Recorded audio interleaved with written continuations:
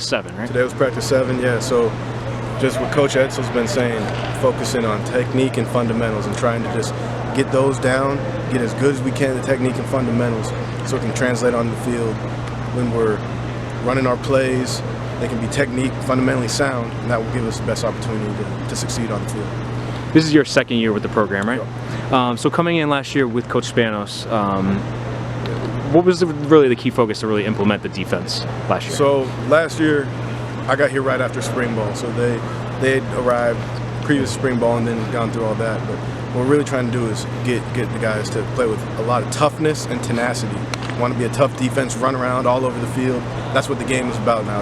Offense is spread out where you run around, right? You want to have athletic guys that can get to the ball and make plays in space. So that's what we're trying to get these guys to be tough, to be, once again, technique and fundamentally sound.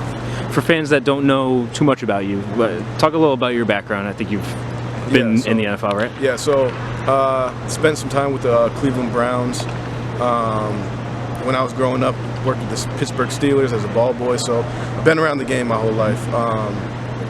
Ever since I was, a baby, my dad was playing, and then he was coaching while I was coming up, so I was always around the game, really soaking up knowledge. When you don't really know what they're talking about, but then kind of later it comes back around, you're like, oh, that's what that means, and this is what this is. So I think growing up around the game and just being around the game has given me a pretty good opportunity to now impart what I have learned to the current guys here at UConn. So you mentioned time with the Steelers. Mm-hmm. I assume that's when Coach Spanos was also there? Yeah, so Coach Spanos was there for quite some time, and him and my dad crossed paths there. And that's when I met Coach Spanos, when I was 8, 9, 10 years old, and spent about 5, 6 years there and created a good relationship with him. And so this time now at UConn is my first time working with him in a full-time role. Did a little bit at with the Titans when he was the linebackers coach there, so worked with him a little bit, and he kind of got to see how I work. So it's been nice to get back with him and reconvene. So you guys have a good camaraderie. In your role as a Stars coach, what exactly are the guys in that position looking to do inside the defense? Yeah, so we do a little bit of everything. We'll be in the box. We'll play on the run, cover people in the pass game.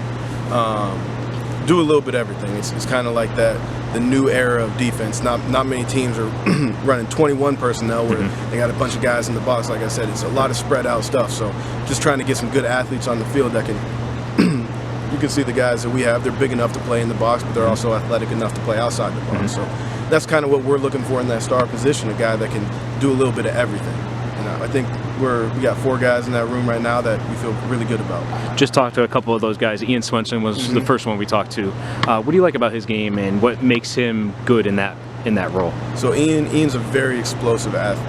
Like if you see all of his weight room times, really fast, really explosive, got a really good high jump.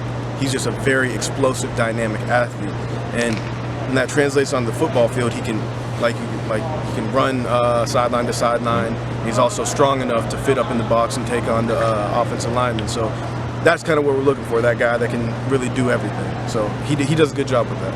How has he improved from last year to this year so far? Tremendously. So last year he got a lot of snaps. He played in every game for us and started a fair amount of games last year. And so this year what I've kind of challenged him to do is take more of that leadership role. Now you've had a lot of plays under your belt. All right, now you got to communicate better. You got to see what the offense is trying to attack us so you can play faster. That's kind of how I've challenged him, to just play faster and see what the big picture is. And he's done a good job with that. They're kind of at that second level of defense. Do they really play off of what the linebackers are also doing? Yeah, so us with the inside backers, we have a lot of communication. Sometimes we'll do some individual drills together and stuff like that, just because they need to have a good rapport. They need to have the relationship where they can communicate both on and off the field, which is good. And when we meet as a defense, they sit together and talk.